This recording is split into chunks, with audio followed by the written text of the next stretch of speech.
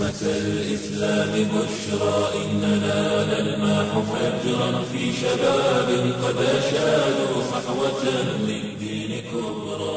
أمة الإسلام بشرى إننا نلمح فجرا في شباب قد أشادوا صحوة للدين كبرى. أمة الإسلام بشرى إننا نلمح فجرا في شباب قد أشادوا صحوة.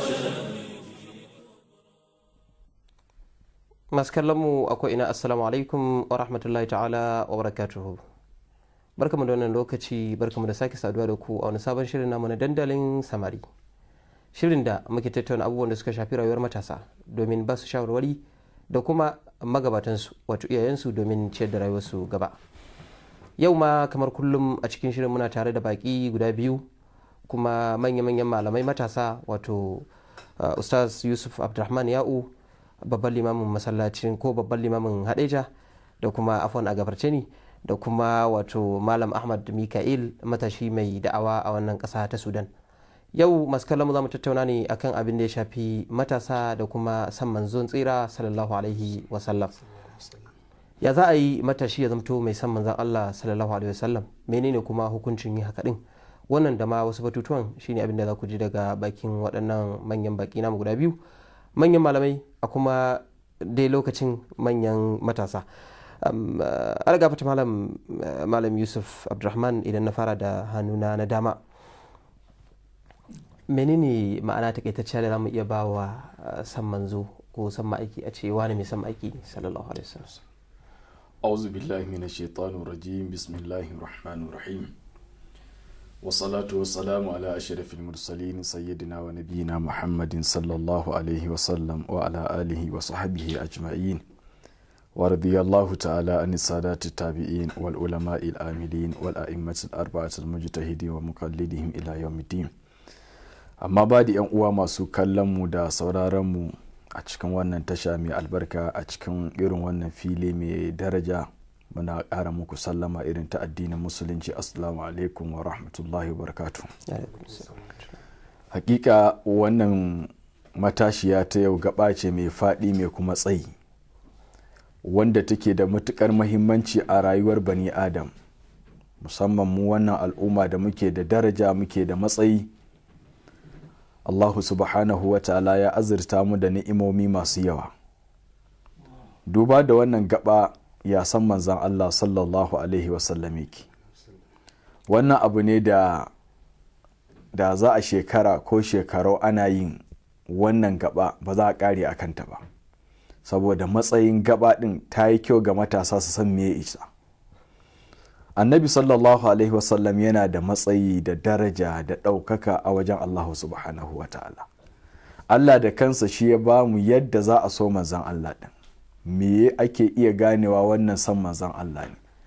A cikin suratu Ali Imran, Allah da kansa ya ce, ya Muhammad ka gaya musu, in kuntum tuhibbuna Allah fattabi'uni yuhibbukum Allah. Umarnin Allah ne yake gaya wa annabinsa, yana bashi umarni, ka gaya musu ya Muhammad, mutanen Makka da ma duk duniya gaba daya, idan har suna son Allah, to Allah ba zai so su ba har sai sun soka ya annabin Allah. Me ya san manzan Allah? Shine ittiba'u sunna, shine bin sunnar manzon Allah. Al-Qadi Iyad, Allah ya ji kanshi, wanda ya rubuta littafin Ashfa, ya kawo me yake iya nuna wannan san manzon Allah ne. Abin da ya kawo na farko shine ittiba'u sunna, shine ka bi sunnar manzon Allah. Me ake cewa da sunna? Malamai ta'arifai na malaman mustalahul hadis da malaman usul na fiqh sun bambanta ta'arifin su a wajen me ake nufi da sunna. Amma a dunkule an ce sunna shine aikata abin da annabi ya aikata, ko abin da annabi sallallahu alaihi wasallam ya faɗa, ko abin da aka yi a gabansa ya tabbatar. Wannan yana iya cewa sunna ne. Idan matashi ko al'umma suka bi wannan hanya ta san manzon Allah da bin abin da yi, shi kuma bin abin da yana samuwa ne ta tabbatin hanyar sahabbai. Ba zai ba a ce ma wannan bin manzon Allah ne ka bi'a, sai ka tabbatar da hanyar ya inganta ko bai inganta ba. Don wanda aka samu hanyoyin tabbatar da magana ga manzon Allah, aka samu akwai hadisi sahih, akwai hasan, akwai da'if. Wato dai wanda inganta da ma wanda bai inganta da wanda bai inganta ba. To idan muka dauki ita wannan gaba ta shi san manzon Allah din shine bin sa, a dunkule cewa in kana son mutum sai ka bi shi. Har wani mawaƙin larabawa na cewa wai ta'sil ilaha wa anta tudhiru hubbahu law kana hubbuka sadiqan la ta'tahu innal muhibba liman yuhibbu muti'u. Wato mutumin da yake saba ma Allah kuma yana da'awar yana son sa da yana son sa da gaske da ya bi umarninsa da kuma abubuwan da ya umarta da su. Duk mutumin da yake so yana bin abin da yake so. gaskiya. Malam Ahmad Mika'il, akwai wani karin haske akan wannan magana? alhamdulillah rabbil alamin wa salatu wa salamu ala rasulillah nabiyina Muhammad wa ala alihi wa sahbihi ajma'in. ina yi muku gaisuwa irin ta addinin musulunci, assalamu alaikum wa rahmatullahi wa barakatuh. Sannan ina mika godiya ta ga wannan gidan TV na Africa TV 3 domin wannan gayyata da suka yi mana wajen gabatar da wannan shiri mai matukar mahimmanci, wanda shine kamar yadda malam ya fara bayani, wato yanayin yadda za a bi wajen dasa soyayyar manzon Allah sallallahu alaihi wasallam a zukatan matasa ko kuma al'umma baki da. Wai matasa saboda su ginshikin al'umma ne sai muka takaita su kawai su. Na gaskiya ne. Mala ya bayanin cewa idan san manzo Allah sallallahu alaihi wasallam shine binsa, ya kuma kawo maganganu da yawa da suke tabbatar da haka din da kuma ayoyin alkur'ani. Akwai karin bayani da zaka mana nan bangaren ko mu shiga matakin mu na biyu? Akwai dan karin bayani da zan yi wanda yake takaitacce. Kamar yadda malami ya bayani, san manzon Allah, wato lokacin da ka furta kalmar shahada ka ce la ilaha illallah muhammadun rasulullah, wannan kalmar kadai kafin ma aje ko ina, wadda da ita ce ake shiga addinin musulunci, ita ce dan mabudi ko miftah ko ki da za a shiga addinin musulunci da ita. To ita kanta wannan kalma tana nuna san manzon Allah sallallahu alaihi wasallam, kasancewar ka yadda da shi, ka yi imani da shi ne har ya sa Allah cikin ikonsa ya datar da kai ka furta wannan kalma. Sannan yana daga cikin shahadatu anna muhammadar rasulullah shine kamar yadda malam ya faɗa, ta'atuhu fima amar, wato bin sa akan abin da ya umarni da kuma wannan na yi a yi, na bari a bari. Akwai abubuwa da zamu ɗauka, misali matasa da suka rayu da manzo Allah sallallahu alaihi wasallam, irin su Abdullahi bin Abbas, irin su Mu'adh bin Jabal, matasan da suka rayu a kusa da shi. Ko da shi aka shiga filin yaƙi, za ka ga damuwar su shine za su kare shi manzo Allah din sallallahu alaihi wasallam, Salim bin Abi Talib. Domin akwai lokacin da a yaƙi na Uhud idan ban manta ba, manzo Allah sallallahu alaihi wasallam ya faɗo akan doki, suka zo suka lullube shi, wani a cikin su ana sukansa, wani a cikin su ana tsikarinsa domin da ya kare shi. Akwai wannan so din kuma ai, kaga wannan so ne na aikace, aiwa so ne na aiki. Kaga kenan banda bi kuma sannan akwai bi, akwai kuma so na wato kaji cewa a shirye kake ka bashi kariya kenan malam. Wato duba da matasa lokacin annabi sallallahu alaihi wasallam, wannan abu shi yake da matukar muhimmanci, matasa su fara hangen matasa na lokacin annabi sallallahu alaihi wasallam. Duba da suna waɗanda ka faɗa, Abdullahi dan Abbas, Abdullahi dan Umar, Mu'adh bin Jabal, waɗannan sahabbai da Ali bin Abi Talib tun da matashi ne kuma jarumi ne na gaske, wanda ya bada abubuwa mamaki a guraren filin yaƙi, musamman a yaƙin Badar. Idan muka duba da yadda suka nuna san annabi sallallahu alaihi wasallam, allumbi lokacin da aka yi hijira daga Makka zuwa Madina, har ya zo Madina sahabbai kare shi suke, har ta gidansa kare shi ake, har sai da Allah ya bada umarni a daina yi manzon Allah haka, shi da kansa Allah ya ce wallahu ya asmuka minan nas. Wato tsarin gadi da ake yi mutane da wa duk annabi an masa wannan, a guraren filin yaƙi dan an masa, a filin gun yaƙin duka an masa, har sai da Allah ya bada umarni a daina, shi Allah da kansa shi zai kare manzon Allah. Wannan ta sa idan muka duba matasa, in ka duba hadisai da aka fi samun waɗanda suka fi yawan ruwa, za ga matasa su suka fi yawa a ciki. Haka ɗauki a cikin mutum 6 ɗin, Nana Aisha tana ciki, matashiya ce, har annabi ya rasu tana shekara 18. Kaga karshen mata, kuma tana ɗaya daga cikin abin da malaman hadisi suke ce mata rabin hadisin manzala duka ta haddace shi. Idan ka ɗauki Abdullahi dan Umar, matashi ne karami, lokacin da aka yi hijira ma bai kai ya iya tafiya a karba, dan da aka je wata yaƙi aka samu ganima, babansa Sayyidina Umar ya hana shi ganima cikakkiya, yace, aka tambaye saboda me, yace saboda bai kai ya yi hijira a kafa ba, sai dai hau abin hawa. amma idan kana neman kariya sunna ta manzala an ka zo kan Abdullahi dan Umar ka duba Abdullahi dan Abbas yaro ne karami, malaman tarihi suke cewa da haihuwarsa ta yi jinkiri da ba zai ga manzon Allah ba. Amma idan ka duba waɗannan matasa guda biyu don kariya da san manzon Allah sai da suka ga har kwakwaf yadda annabi yake kwance a gidan shi da yadda annabi yake bayan gida, duk sai da suka gani ba don komi ba saboda san manzon Allah da kare sunna ta manzon Allah. Idan muka ɗauki wannan dasawar da za mu yi a cikin matasa, wato manzon Allah sunansa muka sani a baki, in an ce Muhammad za mu ce sallallahu alaihi wasallam. Wannan shi abu al'umma suka ɗauka cewa wannan shine san manzon Allah, wannan ba shine san manzon Allah ba kuma wannan shine dasawar da za mu iya cewa san manzon Allah ba ne. Annabi sallallahu alaihi wasallam kimarsa cikin al'umma ta ɗara kowa da kowa. Aya ta alkur'ani ta tabbatar babu wani annabi da Allah zai turo shi ba ce sai sun yi alkawari da Allah, idan ka ga manzon Allah za ka taimake shi zai ce ya yadda, sai dai ɗauki wannan alkawari din.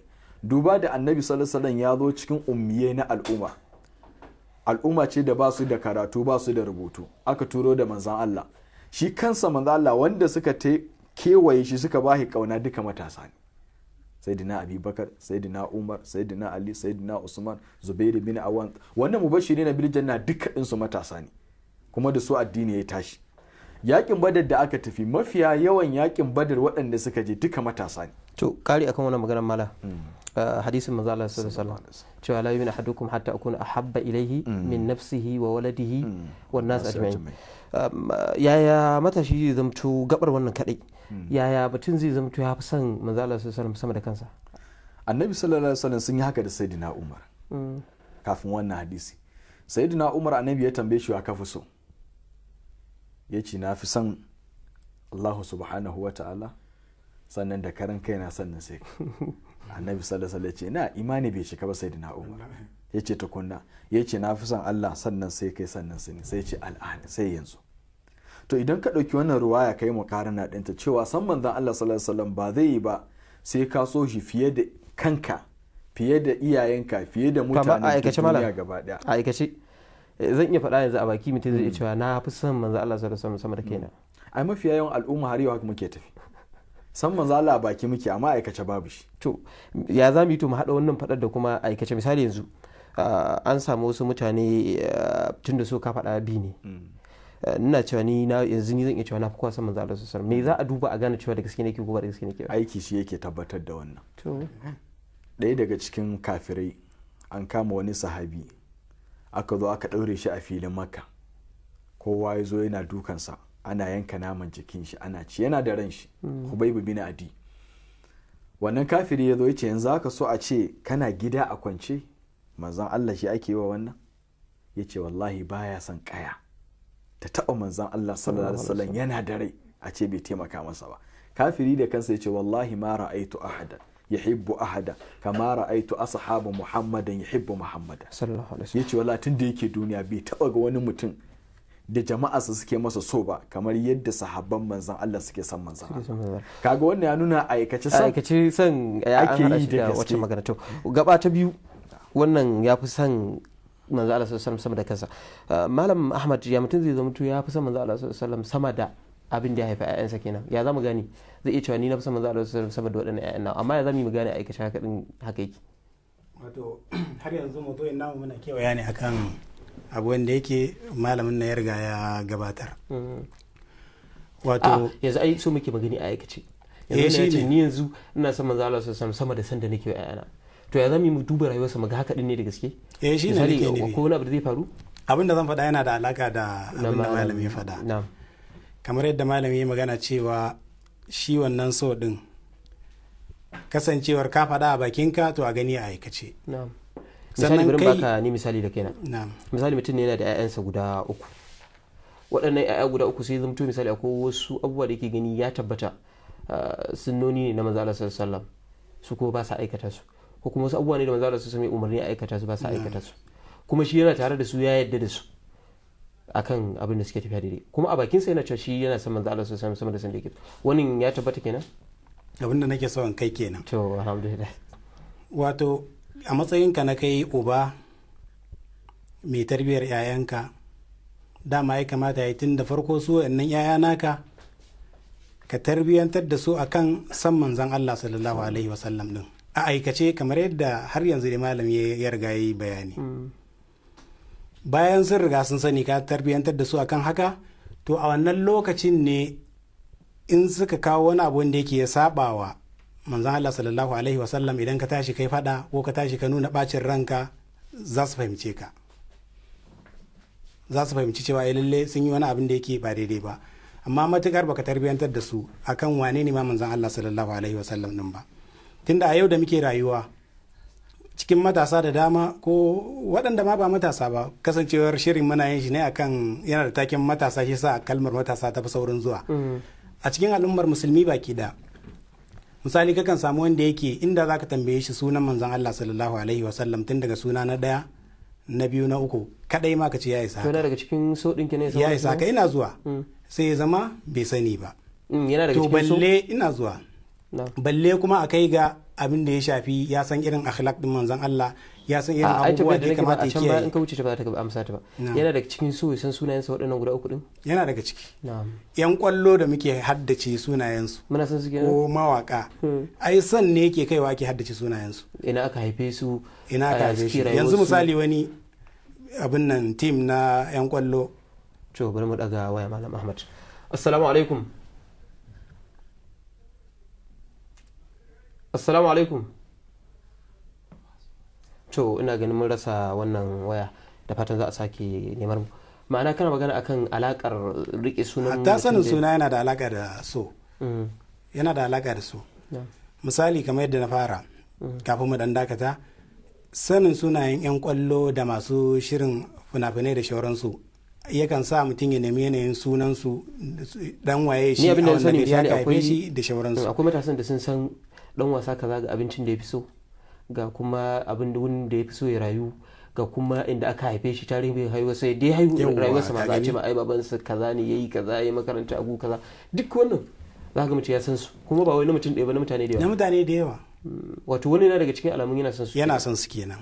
Kuma da zaka tambaye shi misali a hannu daya a dangane da mutanen kirki, misali manzo Allah sallallahu alaihi wasallam da kuma sahabbansa, ba lalle ne yana da wannan ko a'immatul arba'a ko kuma shauran dai mutanen kirki, ba lalle ya zama yana da dan sani ko na maluma kansu ba. Wannan akwai hadari ne. Hatta game da malamai, ba wai misali idan muka bar manzon Allah, shi wannan nashi dama ya san shi da zaka yi yafi na kowa.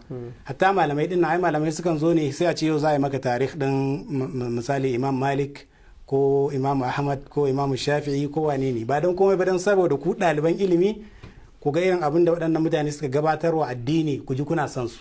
To kuma kaga mu da al'umma ce da aka umarce mu yi wa magabatan mu na kirki addu'a. To haka manzon Allah din ya danganta daga yanayin iyaye, ya kamata kai uba ka nuna musu ga yanayin yadda manzon Allah ya rayu, irin ɗabi'un shi, ga yanayin yadda yake sakin fuska, ga yadda yake kaza, ga yadda yake kaza, ta yadda duk a cikin sun aka samu wani yayi abin da yake ba daidai ba, da kayi mar bayani sai saurin fahimta cewa ya lalle ya saki hanya, sai dawo kan hanya. To Allah gafata malam, matashiyar mu ta gaba malam Sheikh Malam Yusuf Abdulrahman Yau, ita ce wato faɗin Allah subhanahu wa ta'ala laqad kana lakum fi rasulillahi uswatun hasana. Wannan aya ce da take nuna matukar yadda za a yi koyi ga annabi sallallahu alaihi wasallam. Allah da kansa yake faɗa cikin alkur'ani cewa laqad kana lakum fi rasulillahi uswatun hasanatun, amma Allah ya sanya sharadi liman kana yarjullaha wal yawmal akhir. In dai kana kaunar Allah, kana son kiyama ka ji ka cikin nasara, to kai koyi ga abin da annabi sallallahu alaihi wasallam ya zo da shi. Me koyi da abin da annabi sallallahu alaihi wasallam ya zo da shi? Wannan majal ne mai faɗin gaske. Amma tunda ana son iyaye su fara dasa wa 'ya'yansu san manzon Allah din, akwai hadisi da ya zo amma da'ifi ne hadisin, kamar yadda Imam Albani ya bai inganta ba. Annabi sallallahu alaihi wasallam yake cewa addibu auladakum ala salasi khisalin hubbu nabiyyikum wa hubbi ahli baiti wa qira'atul qur'an. Wannan hadisi ya shahara illa an bi diddigin sa an ga akwai rauni, ma'anarsa da Hausa annabi sallallahu alaihi wasallam ya ce iyaye yi wa 'ya'yanku ladabi ko tarbiyya kan abubuwa guda 3. Abu na farko ku sanya musu san manzan Allah, abu na biyu ku sanya musu san mutanen gidan manzan Allah, abu na uku san karatun alkur'ani. To idan ka dauki hadisi su mutanen gidansa din ahlul bait matansa, ahlul bait gida ne daban-daban, wanda kuma abu ne da yake da kyau cewa al'umma su san suwa ahlul bait, domin ana takaituwa da ahlul bait da wasu jama'a khasa ne kawai. A gurguje to misali a gurguje annabi sallallahu alaihi wasallam ya tabbatar da matansa duka suna cikin ahlul bait, ya'yansa duka suna cikin ahlul bait, ali aliyu, ali abbas, ali ja'far, ali aqil, wannan duka dangi ne na manzala, duka suna cikin ahlul bait. sai kuma Salman al-Farsi da yace Salman da yace minna. to madan sai idan ka duba wannan hadisi lafazin sa yana da kyawu, annabi yace ku sanya wa ƴaƴan ku san manzon Allah. To ya za iyaye su so wa ƴaƴan su san manzon Allah? Kisa annabi tun farko ya sanya sharaɗin aure tsakanin wanda zai aura da wanda za a aura din a samu addini. Idan ba a samu addini ba to san manzon Allah dai sahi zai wahala. Annabi ya ce idan mutum zai yi aure ya duba ma'abociyar addini. Sifin mata hudu ne, akwai kyau, akwai dangi, akwai kuɗi, akwai addini. Annabi ya ce ka ɗaura aure ma'abociyar addini. A ɓangaren maza shi ma annabi ya ce wanda ya zo kuka yadda da addinin shi da ɗabi'arsa fa zawwajuhu ku aurar mishi. To wannan idan suka haɗu su za su nuna alama bisa san manzon Allah a zukatan ƴaƴan da za su tashi. Amma idan aka ce mutum ya rayu bai san manzon Allah ba sunansa yake ji. Ya gabata da ya koyi a ɗansa san manzon Allah. To kaga wannan malam maganar ta ka faɗa ta ƙarshe din ya rayu kawai sunan manzon Allah sallallahu alaihi wasallam yake ji, ya za a yi so shi din ita ce gabar da zamu tashi, ita ce wato a kowane abu da muke so akwai dalilin da suka sa muke son sa. Muna son ruwa mai sanyi saboda ba mamaki idan mun sha shi muna jin daɗi, muna jin nutsuwa. Yawwa muna shan zuma saboda yana da zaki, yana da daɗi a baki, yana da kaza. Wani abubuwa ne su za su jawo musulmi musamman matashi yanzu da yake sauraron mu da kuma iyayensa da suke so su ji, wani abubuwa ne za su jawo su so wannan bawa na Allah mai matukar matsayi a wurin Allah subhanahu wataala? Wallahi abin da zan iya cewa shine yana da kyau iyaye abin da za su jawo yanzu wannan abu ne da matashi zai gansu a ce mara za mu gamsar da matashi ne yanzu mu ce mai kai yanzu zaka iya san wannan mutumin saboda kaza saboda kaza saboda kaza. Shine abin da nake son ce iyaye suna da wannan matukar wato suna da babban dauri ko kuma suna da matsayi game da dasa haka din a zukatan yara. Kafin ce komai yana da misali. Ni din nan Allah sa ina abin nan kulawa da yara haka abin da ya shafi karatu, muna karatu tare da yara. Ana nan wata ran kawai sai na ga ya kamata keɓe wa yaran nan lokaci dan ranga karanto musu haka wannan yar sira haka ko da kaɗan ne, satara 2 satara 3. Abu na farko da mai na fara musu tun daga sunan manzon Allah. Mafi kankanta na cikinsu shi ma sai da ya haddace. Sai na sama musu kamar suna guda 3 kadai zuwa 4 na ce to kowa ya je ya abin nan ya haddace ya zo min kuma ya wannan ya zo ya san ma'amin na ji. Na ji. Sannan kullum sai zo dan samu haka dan abu kaɗan dai haka na ringa nuna musu. Ta yadda yanzu misali inda zan ce musu ma'anar la ilaha illallah a cikin kowanne ɗaya daga cikinsu da na mar magana sai ka ya kawo mana waɗannan maganganun da muka gabata. Kaga ka taho kusan ƙarshen magana ta kamu ba mun zo lokacin da ya kamata mu je mu dan huta mu sha ruwa domin mu dawo mu ci gaba da tattaunawa akan wani batu namu mai matukar muhimmanci, matasa da san ma'aiki manzon tsira sallallahu alaihi wa sallama. Da fatan za ka kasance da mu mai hutar lokaci mu dawo.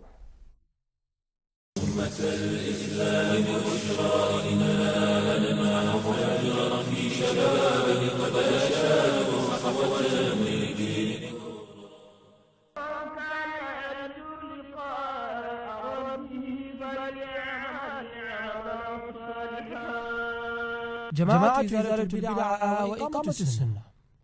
الشيخ صالح هاجنجر yana farin cikin gayyatar yan uwa musulmi zuwa wurin taron lancin don gabatar da waɗannan ayyuka. Ayyukan sun hada da gina makarantar Islama da kuma tafizul Qur'ani a garin Kaduna, gina makarantar a garin Miya na jihar Bauchi inda mutane ke karɓar musulunci jama'a, gina masallacin juma'a a garin Ibadan na jihar Oyo, gina makarantar firamare da kuma sakandare ta musulunci a karamar hukumar Bunkure da jihar Kano, gina santa ta musulunci a garin Ajibobo da ke wani haro a ƙasar Ghana, gina wata ma'aikata mai kula da tsarin ilimi. Waɗannan ayyuka gaba ɗaya ana sa ran za su lashe babar kuɗi naira biliyan 2 da kuma miliyan 300. Za a gabatar da wannan taro ranar 19 ga watan Janairu na shekara 2014. Za a gabatar da wannan taro a filin taro na Isa Square da ke birnin Abuja babban birnin tarayyar Najeriya.